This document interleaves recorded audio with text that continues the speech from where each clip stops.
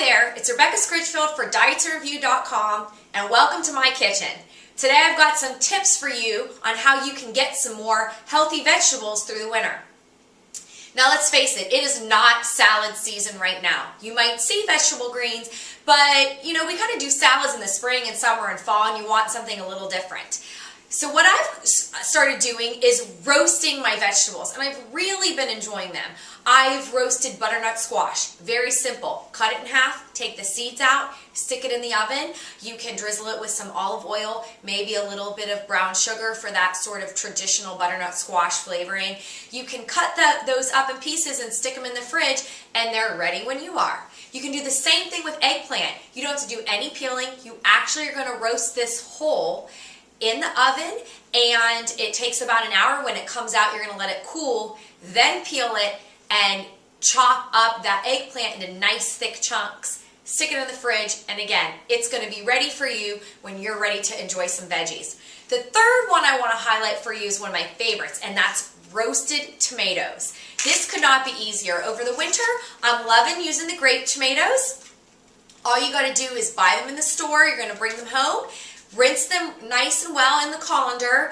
Just kind of check through, make sure there's no moldy things happening or anything crazy. Get rid of those, you don't need them. And you're going to put the rest in a baking dish. I do like to add a little bit of olive oil, but be careful. Yes, olive oil is healthy, but a little bit goes a long way. And if you pour a tablespoon of olive oil into a container of tomatoes, you've taken a low-calorie food and increased it into a high-calorie food. So you don't need to, have your tomatoes swimming in olive oil.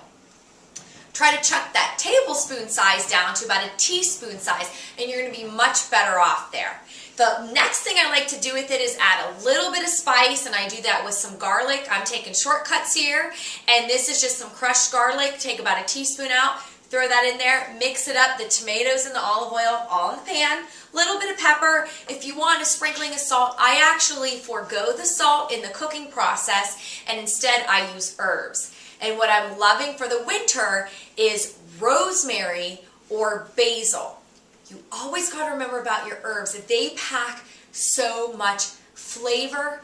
They are a source of antioxidants, and they allow you to really bring good, strong flavors to food without adding salt and fat and the things that aren't as healthy for us. So don't forget those herbs. They're worth the extra money. If it's really tight, you can go for the dried herbs, but nothing beats nice, fresh herbs mixed in with these tomatoes. You can't go wrong.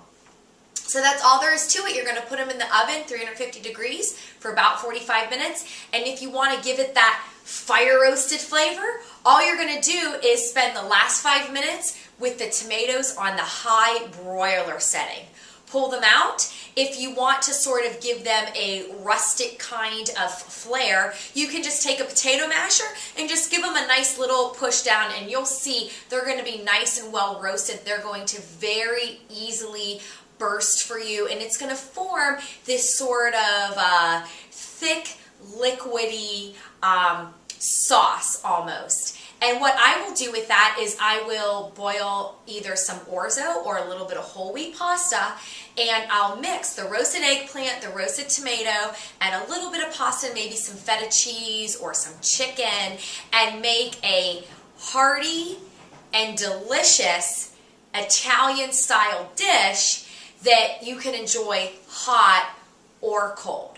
The bottom line is, just because it's winter doesn't mean that it's no vegetables. You can find a lot of good taste and flavors with roasted vegetables. You can make them ahead and save time all week long.